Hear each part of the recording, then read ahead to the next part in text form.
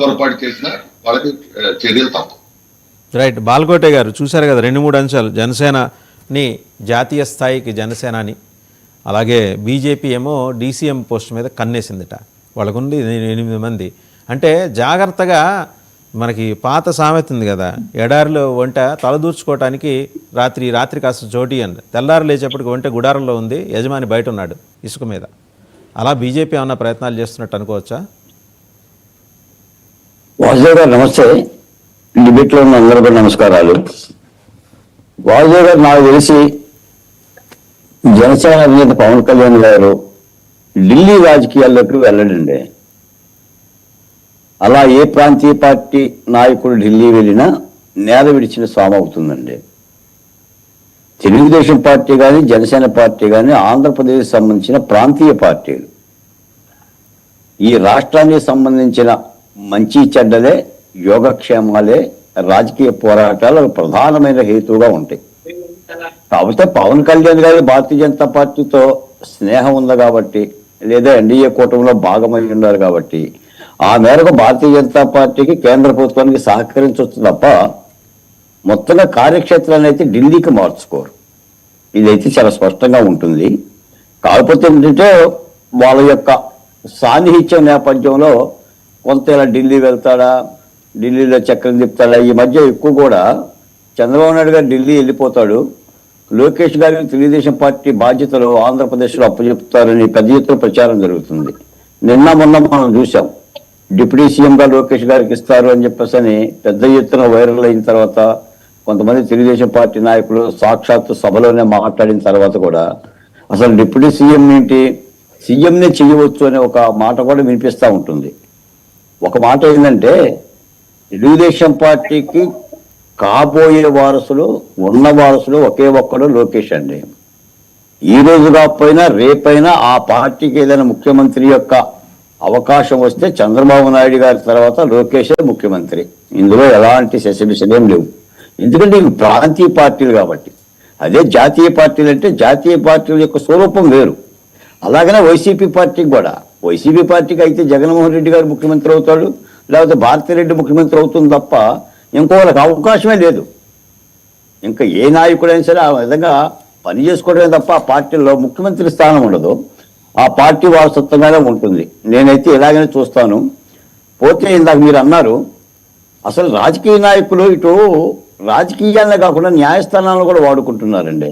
నిజానికి ఏంటంటే ఇవాళ నిన్న సుప్రీంకోర్టు పెట్టిన చివాట్లు పెట్టడం కాదు, అలాంటి పిటిషన్లు వేసిన వాళ్ళని ఆ న్యాయవాదులుగా వాళ్ళని బర్తరఫ్ చేసుకోవాలి, లేదంటే కేసు కట్టి జైల్లో వేయాలండి. ఈ మధ్య అసలు హైకోర్టుకి సుప్రీంకోర్టుకి రాజకీయ నాయకుల కేసులే పెద్ద పని అయిపోయిందండి. ఇంకోసారి సుప్రీంకోర్టు నిన్న చాలా బలంగా చెప్పింది, ఇంకోసారి ఇట్లా వస్తే ఊరుకునేది లేదండి. ఊరుకునేది లేదు కాదు సార్, అసలు డిస్మిస్ చేయాలండి. ఇప్పుడు చంద్రబాబు నాయుడు గారి మీద సిఐడి కేసులండి 7. సిఐడి కేసులు సిబిఐ కట్టప్పు చెప్తారండి.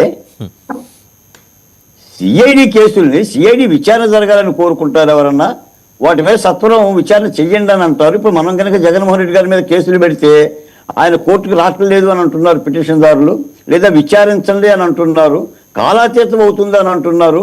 ఈ కోర్టు సరిగా చేయకపోతే వేరే కోర్టుకు మార్చండి అంటున్నారు తప్ప సిఐడి కేసుని సిబిఐ కప్పు చేయటం ఏంటి అంటే ఇష్టానుసారంగా న్యాయస్థానాలని లేదా న్యాయస్థానాల్లో ఉన్న కాస్త ఆర్టికల్స్లో లొసుగుల్లో ఆసరా చేసుకొని పిటిషన్ మీద పిటిషన్ వేసి న్యాయస్థానాల యొక్క కాలాన్ని దుర్వినియోగం చేస్తున్నారు.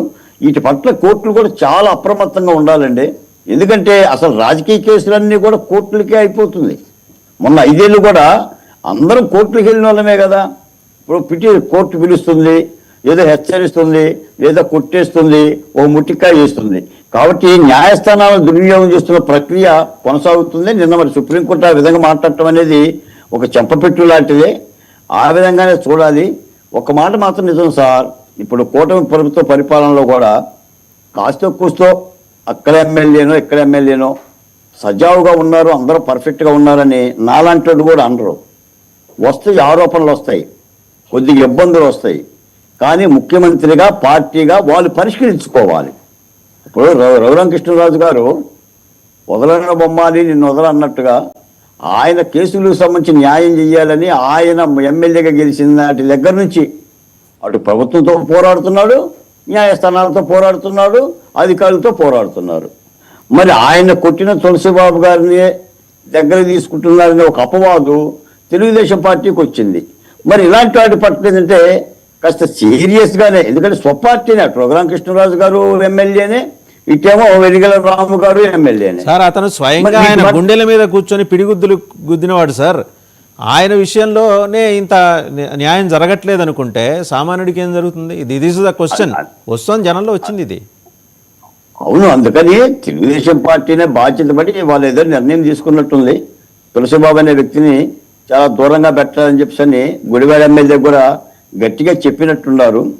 ఏదైనా ఇప్పుడు ఒక ఎమ్మెల్యే తప్పు చేసినా, ఒక మంత్రి తప్పు చేసినా, ఇటువంటి ఆరోపణలు చేస్తే అంతిమంగా ఏమవుతుందంటే ప్రభుత్వానికి చుట్టుకుంటుందండి, ప్రభుత్వానికి అపఖ్యాతి అవుతుంది. ఇప్పుడు ఉప ముఖ్యమంత్రి కష్టపడ్డా, ముఖ్యమంత్రి కష్టపడ్డా, దావోస్ వెళ్ళినా, నిధులు తెచ్చినా, ఇన్ని పనులు చేసినా ఇవేంటంటే మచ్చల్లాగా మిగిలిపోతాయి పరిపాలన మీద. ఈ మచ్చలను దుడుచుకోవాలి ఏ పార్టీ అయినా సరే, ఏ పరిపాలకుడు అయినా సరే. నేను గతంలో కూడా చెప్పా, మళ్ళీ కూడా జగన్మోహన్ రెడ్డి గారి పరిపాలనలో కూడా చాలా మంది మంత్రులు, చాలా మంది ఎమ్మెల్యేలు చాలా మచ్చలు పెట్టారు, సమీక్షించుకోలేకపోయారు.